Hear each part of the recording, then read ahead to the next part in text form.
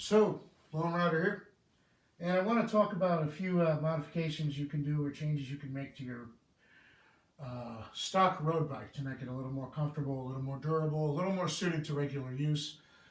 Um, the best thing you can do basically is get yourself a pair of clipless pedals of some kind.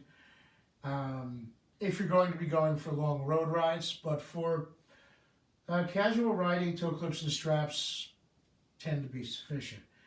Um, However, when you get a pair of these, make sure they're durable, they're pretty good, and make sure to get a pair of shoes that have as much tread as you can get.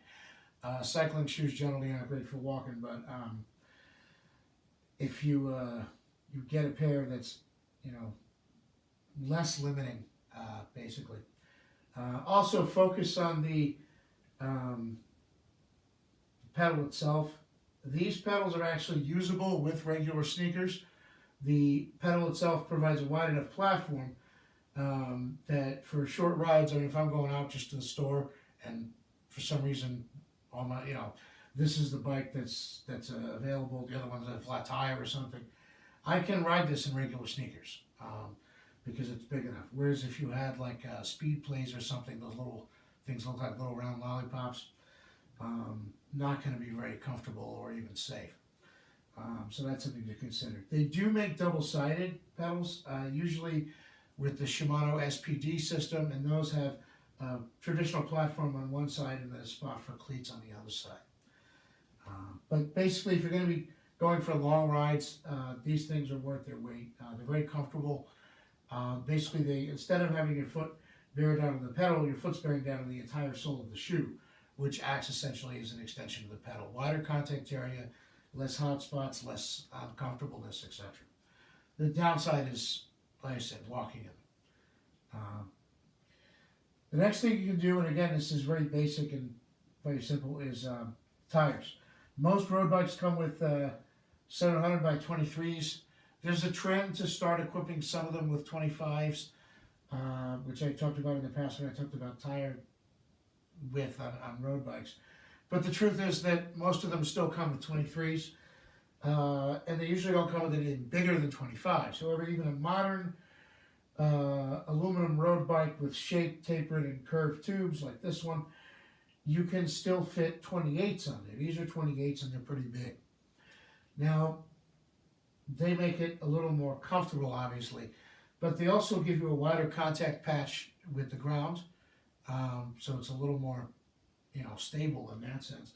And they do have greater volume, so it reduces the likelihood of pinch flats and things like that if you hit a rock or pothole or any of the innumerable things that tend to be on the road after an East Coast winter or during an East Coast winter. Second thing, or third thing rather, this isn't so much about the bike itself, but it's about what you put on it. Go with a full-size frame pump. Many pumps are a pain in the butt. Sometimes they're, all you can carry if you just have to put it in your seat bag.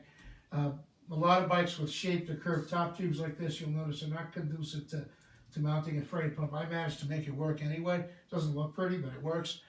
And I didn't put it down here because then I would lose one of my water bottle placements. That's going to be the next thing. Make sure you have a space for at least one water bottle to mount on the frame. If you want to carry a second one, you can always put it in your jersey pocket or something like that, but at least one. And if you're going to be going for longer road rides, 2 is definitely a good idea, especially in hot weather. Next thing, your handlebar stem. A lot of people, when they get a road bike, the first thing they think of is aerodynamics. The bar is really down low. When I was younger and slimmer, obviously, that was what I did. I got all we didn't really have the internet back then in the sense we do now. I mean, we had the internet, but it was very primitive. Didn't have a lot of the resources. I got most of my ideas of what road bikes should look like from bike magazines and old advertisements and old posters hanging in the local bike shop and looking at what some of the guys who were racing rode.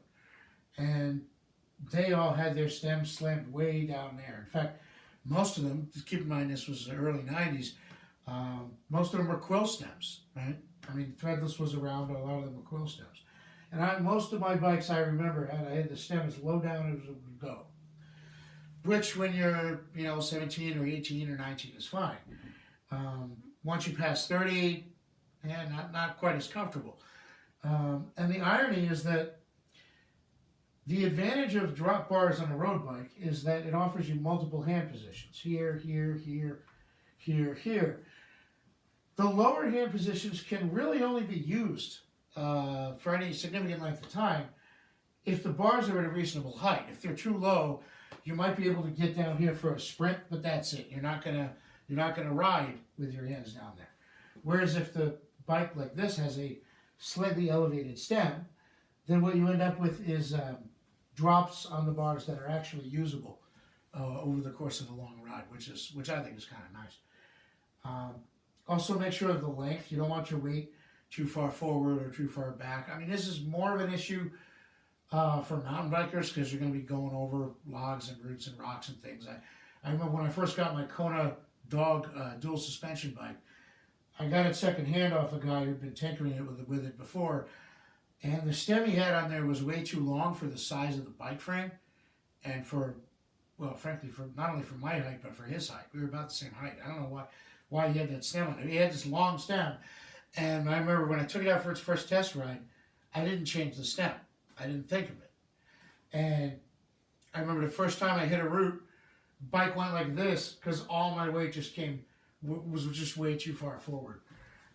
So I ended up doing like a handstand inadvertently. Your stem length is important. Make sure it's set right.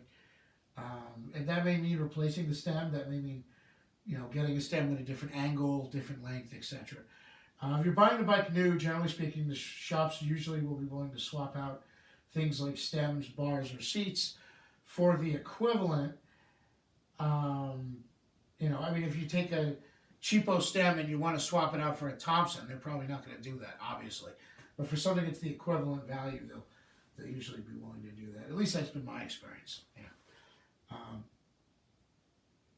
So basically, make sure you got good pedals. Make sure you take a full-size frame pump.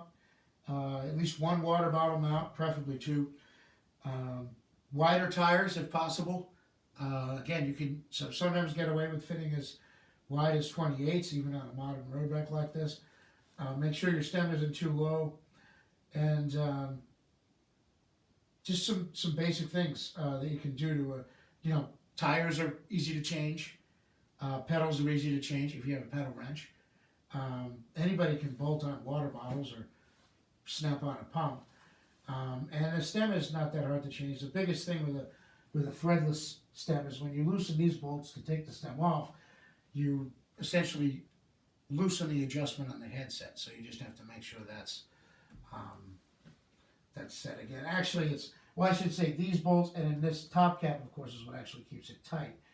But these hold everything in place, and you have to take this off to get this off. So, but some basic things you can do to your road bike to make it a little more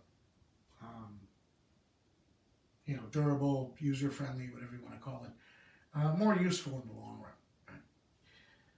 So, Lone Rider out, rock on, stay cool, be safe.